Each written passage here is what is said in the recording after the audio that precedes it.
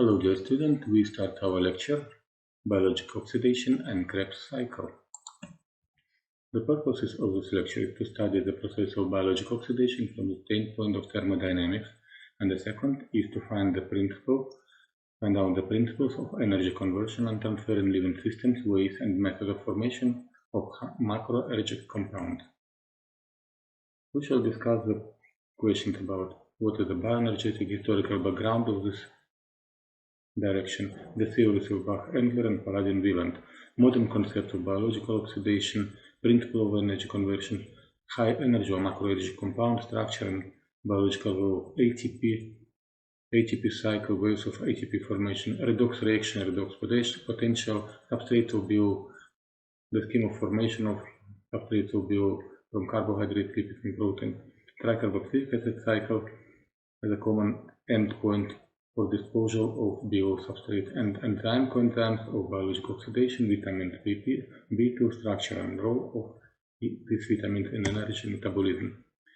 Bioenergetic historical background and the theories of Bach-Engler and Paladin-Wieland. Biological oxidation is also known as cellular. Respiration is a fundamental metabolic process that occurs in living organisms. It involves the breakdown of big organic molecules such as glucose to produce energy in the form of adenosine triphosphate mainly. Bioenergetic is a study of the energy change accompanying biochemical reaction. The historical background of biological oxidation can be traced back to several key discoveries and advancements in the field of biochemistry.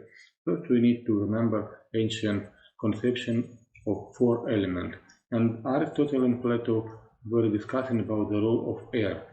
In early 17th, George Ernst Stahl developed the phlogiston theory, trying to explain why some substances can be burned. In 1770s, Carl Scheele and Joseph Priestley discovered oxygen. Early observation resulted to the concept of oxidation in living organisms. Most scientists observed that living organisms consume oxygen and release carbon dioxide. This led to the understanding that respiration involves the oxidation of organic molecules, and later Antoine Lavoisier stated the law of conservation of mass and proposed the oxygen theory of combustion. This theory was elucidated after a series of experiments. His experiment we observed that both processes involve the consumption of oxygen and release of carbon dioxide, and Lavoisier concluded that respiration is a form of combustion that occurs within living organisms. His experiment laid the foundation for the understanding of biological oxidation and its role in the energy production. We'll try to remember this experiment about candle and mouse. Both need oxygen. Without oxygen, candle cannot burn and mouse cannot breathe and survive. Enzyme and oxygen activation theory. Later, there were some hypotheses which explained how oxygen can be involved in the process of oxidation. In the late of 19th century, scientists discovered enzymes which are biological catalysts and facilitate chemical reactions within the cell. It was found that enzymes play a crucial role in the oxidation of organic molecules during cellular respiration. In the 19th century, Bach and Engler proposed the peroxidation theory of oxygen activation. And this theory was preceded by discovery of oxygen by Schönbein in 1848. Schönbein discovered oxygen, and it was considered more reactive type of oxygen. Bach developed this fact into his idea. Enzyme, which is oxygenase, activate oxygen and make it similar to hypothetical structure of ozone. Now you can see a triangle structure. And then this activated oxygen can react with substrate and remove hydrogen, and substrate become oxidated, and oxygen become reduced to hydrogen peroxide. So in this idea, oxygen is a crucial element of biological oxidation. But there was some critical thinking about Bach theory. Okay, so high activity of oxygenases, but it was not found in all living organisms. Yes. Second, It was supposed that all oxygen should be converted to hydrogen peroxide, so concentration of hydrogen peroxide should be very high, but this concentration was not found in the living organism. Some scientists proposed maybe this is because of hydrogen peroxide is decomposed by such enzymes like catalase and glutathione peroxidase. Yes, these enzymes were found, but their activity was not very high. For example, glutathione peroxidase catalyzed the reaction of hydrogen peroxide reducing.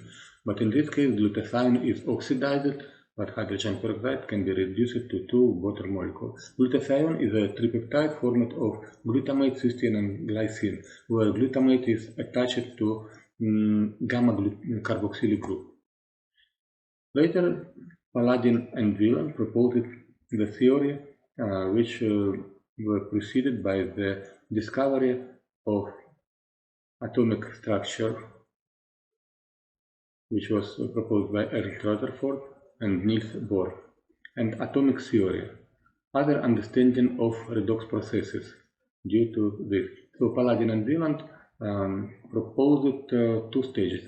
First stage is anaerobic, where oxygen is not necessary. Enzyme react with coenzyme or enzyme react with substrate, SH2, and substrate, and substrate is oxidized, but enzyme is reduced. And in the second stage, aerobic stage, enzyme react with oxygen, and now oxygen will be reduced to water, and enzyme is reoxidized. So, like in the scheme of quinone to hydroquinone reducing. There were intermediate electron acceptors which were named chromogens as they gained their color in oxidized form. Now, as chromogen can serve coenzymes like FMN, FAD, NAD, and ADP. Not all of this can change the visual color. For example, NADH is dark in ultraviolet, not in the visual light. Later, in 1925, histogametins were found. Now they are known as cytochromes. 1932, academician Engelgard found that oxidation is coupled with phosphorylation, so ATP is formed during oxidation, process of oxidative phosphorylation. Albert von Szent-Györgyi should be mentioned here because he was awarded Nobel Prize in 1937 for his discoveries in connection with the biological combustion processes with special reference to vitamin C and the catalysis of fumaric acid. Further finding result to discoveries of metabolic pathways which are involved in energy production, like glycolysis and Krebs cycle. In the early 20th century, the process of glycolysis was discovered. So this is the initial step of cellular respiration, where glucose is broken down into pyruvate, producing a small amount of ATP. The process occurs in the cytosol of the cells and is common for most living organisms. Later, in 1970s, scientist Hans Krebs elucidated the citric acid cycle, also known as Krebs cycle or tricarboxylic acid cycle. This cycle completes the oxidation of glucose by breaking down pyruvate into carbon dioxide and water. During this process, ATP is generated, and reducing molecules such as NADH and FADH2 can be produced. Discoveries of electron transporting chain and chemiosmotic theory. Electron transporting chain was discovered, and the role of these elements were elucidated in 1950s. Researchers discovered that electron transport chain, a series of proteins located in the inner mitochondrial membrane. This chain transfers electrons from NADH and FADH2 to oxygen, generating a large amount of ATP through oxidative phosphorylation. Chemiosmosis. In 1960s, Peter Mitchell proposed the chemiosmotic theory, which explained how ATP can be synthesized during oxidative process. According to the theory, the flow of electrons can be converted to proton gradient, delta mu H, across the mitochondrial membrane. So some of the elements of electron transporting chain are able to pump out protons, and the subsequent movement of protons through ATP synthase generates ATP. Now we come to the modern concept of biological oxidation, principle of energy conversion and transfer of energy in living systems. So first we need to mention mitochondria, and these organelles are elongated cylinders, and they can move, they can fuse, and fuse constantly change their shape. So mitochondria in some cells form long moving filamental chains, in others they remain fixed in the position where they provide ATP directly. Mitochondria occupy a substantial portion of the cytoplasmic volume of eukaryotic cells, essential for evolution of complex animals. Without mitochondria, anaerobic glycolysis could be possible for all ATP generated. In mitochondria, the metabolism of sugar is completed. The pyruvate is oxidized to water and CO2, and 15 times more ATP can be produced by comparative glycolysis. The general organization of mitochondria is well known from other subjects, so let's come further. So this is the structure of mitochondria with outer, inner membrane, intermembrane space, matrix of mitochondria inside the cell. So mitochondria are similar to organisms, yes, and they derive from some prokaryotes. And this precursor for mitochondria, yes. So mitochondria contains DNA, mitochondria contains electron transporting chain system, contains ribosomes, which are not the same as in eukaryotic cells. And there are some enzymes in mitochondria. Most of these enzymes are localized in the membrane. On the outer membrane, we can find monoamine oxidase, fatty acid elongase, choline phosphortransferase, and phospholipase A. In the matrix, we will find Krebs cycle enzyme, fatty acid beta oxidation enzyme, pyruvate carboxylase, glutamate dehydrogenase.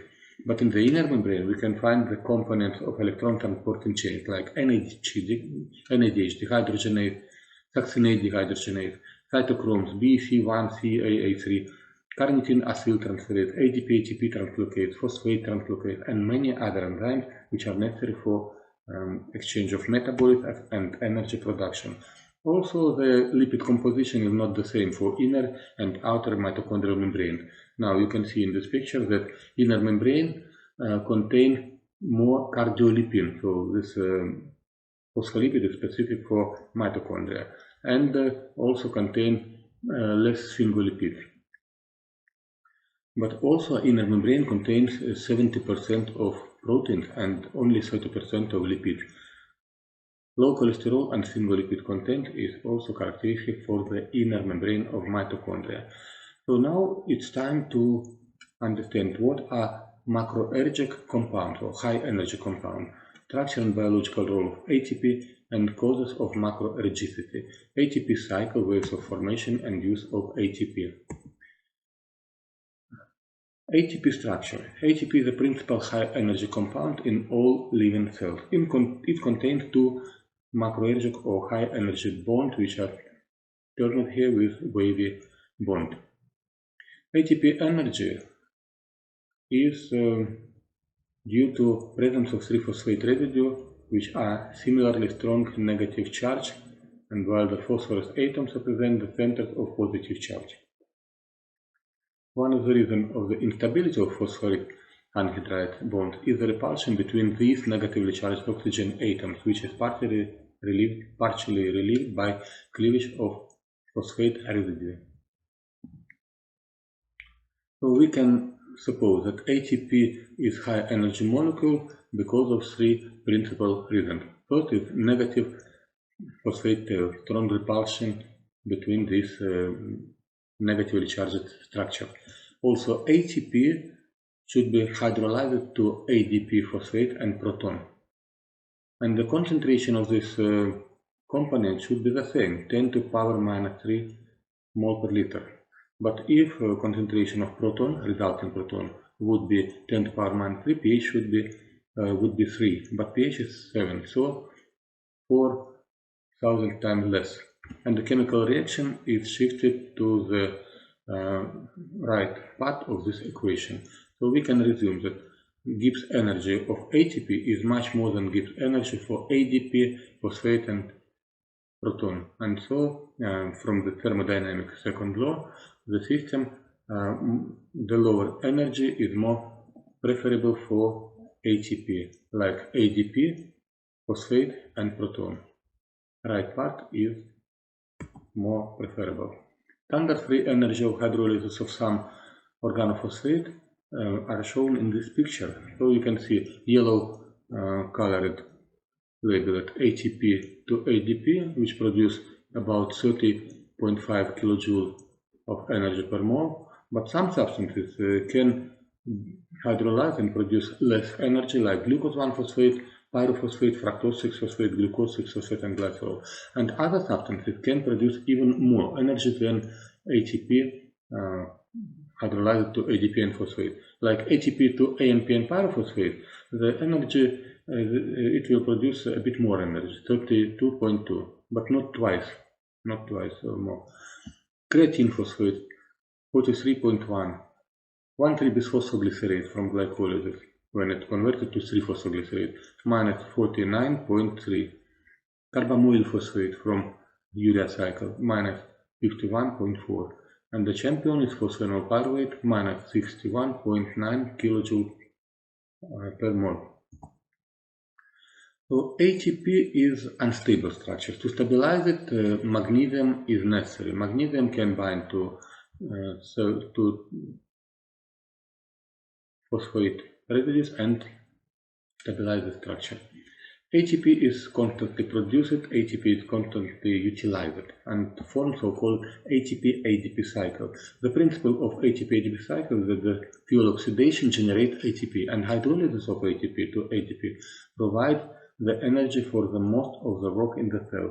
ATP is the cell energy currency. ATP supply should be constantly replenished through the use of oxygen for fuel oxidation. You can see energy production process is catabolism of carbohydrates, lipids, proteins, the main nutrient.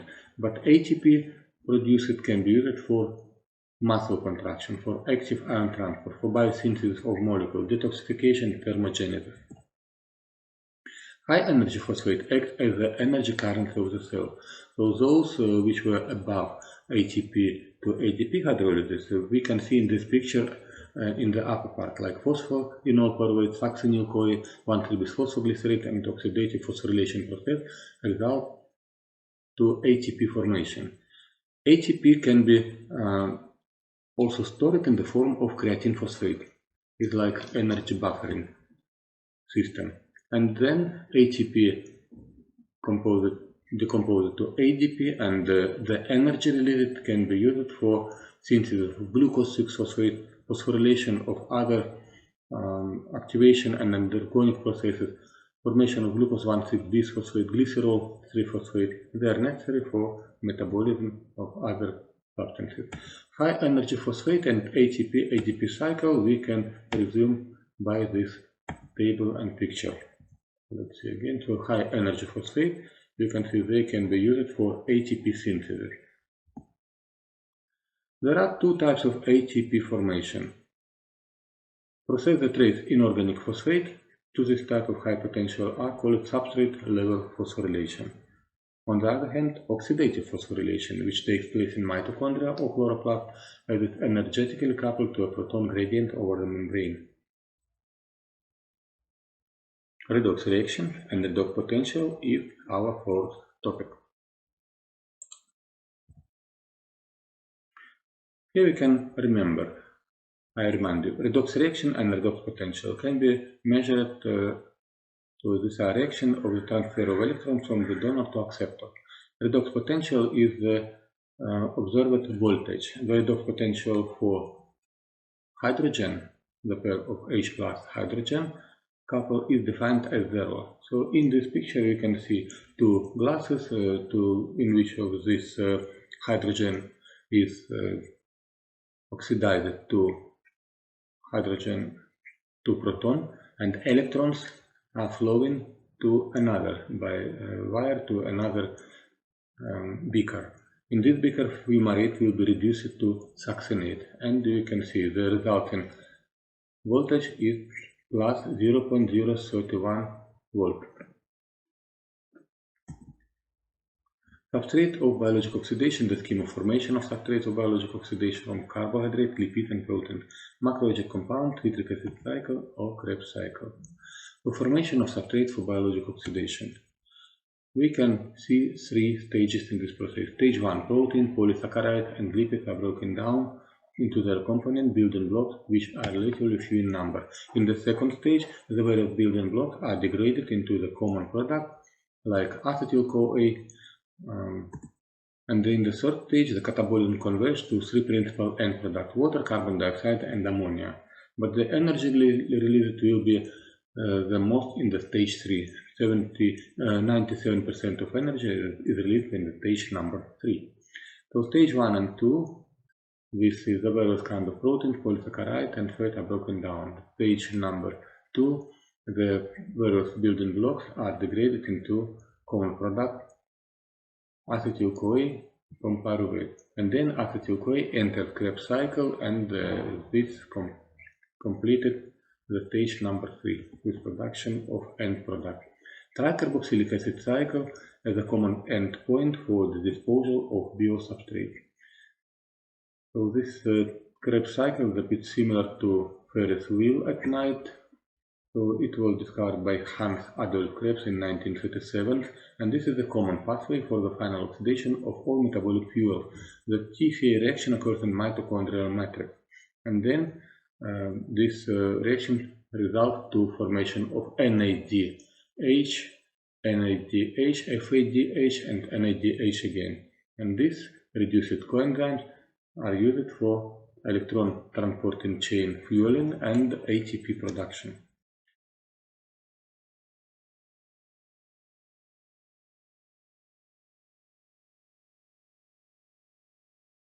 Welcome to our journey through the Krebs cycle, also known as the citric acid cycle or TCA cycle, a fundamental pathway that plays a pivotal role in cellular respiration. This cycle, named after the biochemist Hans Krebs, who elucidated it in 1937, occurs in the mitochondria of eukaryotic cell and serves as a crucial hub for energy production. The cycle begins with the entry of acetyl-CoA, a two-carbon molecule derived from carbohydrates, fats, and proteins. This molecule is the gateway to entry production, and it combines with a 4-carbon compound called oxaloacetate to form citrate, a 6-carbon molecule. This reaction is catalyzed by enzyme citrate synthase. Do you know, this formation of citrate is not just a simple combination, it's a highly regulated step that ensures that the cell's energy needs are met. Citrate undergoes isomerization to become isocitrate through the action of the enzyme aconitase. This step involves a fascinating rearrangement where water is removed and then added back, showcasing the intricacies of molecular transformation. Isocitrate is now primed for the next phase of the cycle. Isocitrate is then oxidized and decarboxylated by isocitrate dehydrogenase, yielding alpha-ketoglutarate, a 5-carbon compound. In this reaction, NAD+ is reduced to NADH, capturing high-energy electrons. Interestingly, this step is vital for regulating the cycle and links it to the other metabolic pathways.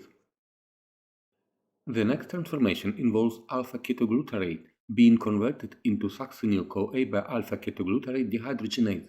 This reaction also produces CO2 and another molecule of NADH. What's remarkable here is that this step not only continues energy extraction, but also generated high-energy thioester bond in succinyl-CoA, which will be crucial for ATP production. Now, succinyl-CoA is transformed into succinate through a reaction catalyzed by succinyl-CoA synthetase. This reaction is unique because it directly produces GTP, showcasing how the Krebs cycle contributes directly to energy currents in cell. Fun fact, GTP can be readily converted to ATP, linking these two vital molecules. Next, succinate is oxidized to fumarate by succinate dehydrogenase. This enzyme is fascinating because it's embedded in the inner mitochondrial membrane and directly links the Krebs cycle with the electron transport chain.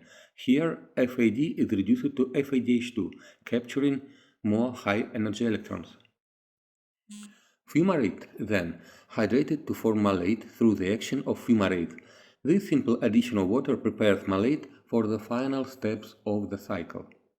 Finally, malate is oxidized back to oxaloacetate by malate dehydrogenase, generating yet another molecule of NADH. This regeneration of oxaloacetate completes the cycle and allows it to be anew with another acetyl-CoA.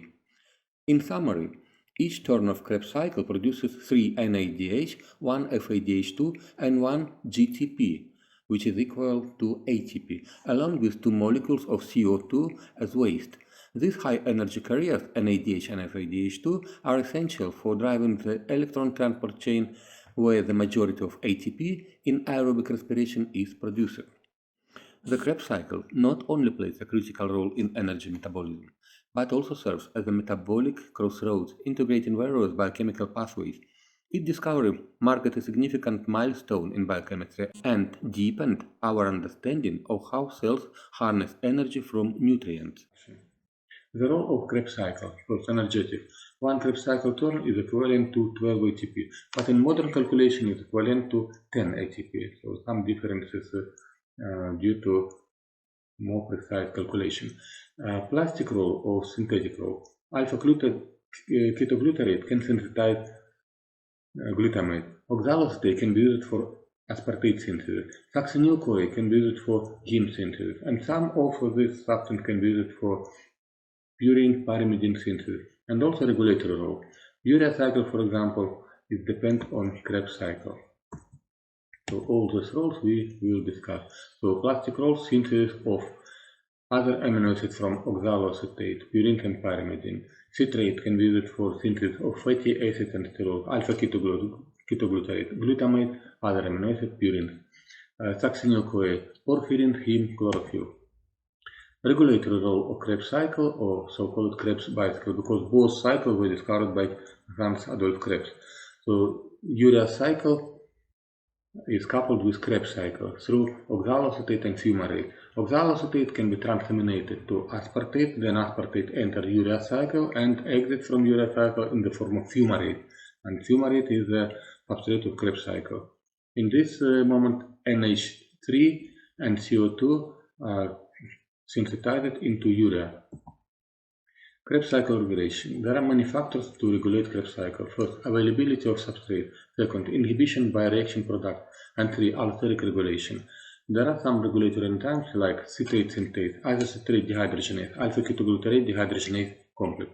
So citrate synthase is activated by high concentration of oxaloacetate and is inhibited by citrate high concentration of ATP, succinyl-CoA. Isocitrate can be allosterically activated by ADP and calcium, but high concentration of NADH reduces the activity of this enzyme. Alpha-ketoglutarate dehydrogenase complex can be inhibited by ATP and NADH and also succinyl-CoA, but can be activated by calcium.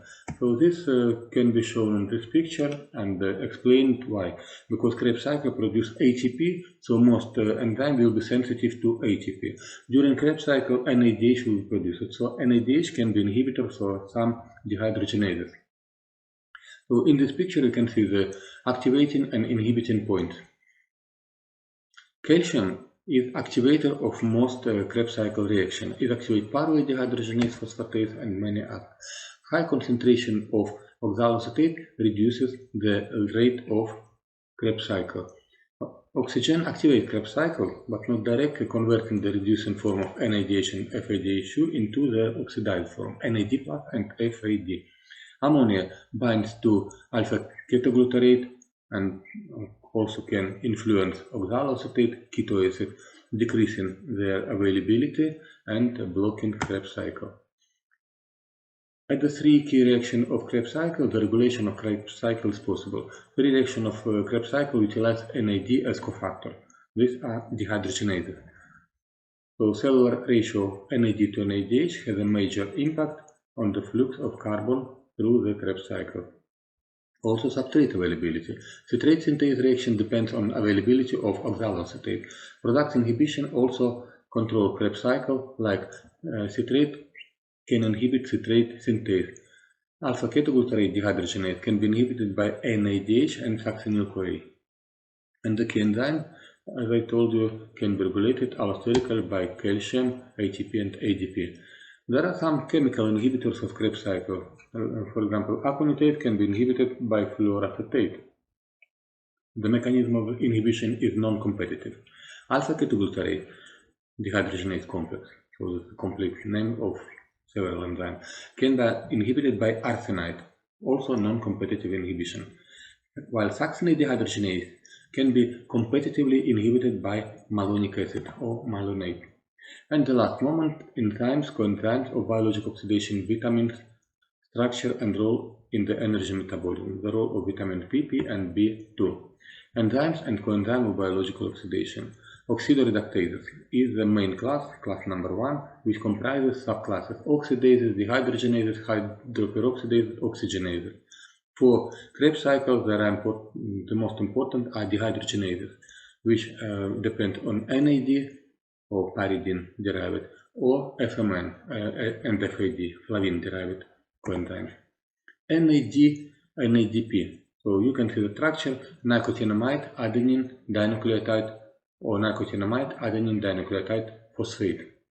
So you can see two nucleotides, and the most important, the most interesting moment, this substance can absorb ultraviolet at pH 340 in reduced form. So that is why UV spectrophotometry can be used for analysis of NAD plus NADH ratio. FAD and FMN, where FAD is flavin adenine dinucleotide and FMN is flavin mononucleotide, a bit shorter variant of flavin coenzyme. So this enzyme derived from vitamin B2 or riboflavin, and the structure you can see in this picture. Structure of FAD and FMN are shown here, and you see so FMN and FAD can accept 2 electrons and 2 protons, while NAD can accept 2 electrons but only 1 proton. So in conclusion, we can say biological systems use chemical energy to power living processes. ATP acts as the energy current of the cell. Nutrients like carbohydrates, fats and proteins should be processed before catabolism in Krebs cycle. Krebs cycle or TCA cycle can be important aerobic metabolism in our cells, but ATP were not produced in Krebs cycle, and the answer will be in the next lecture. Thank you for your attention.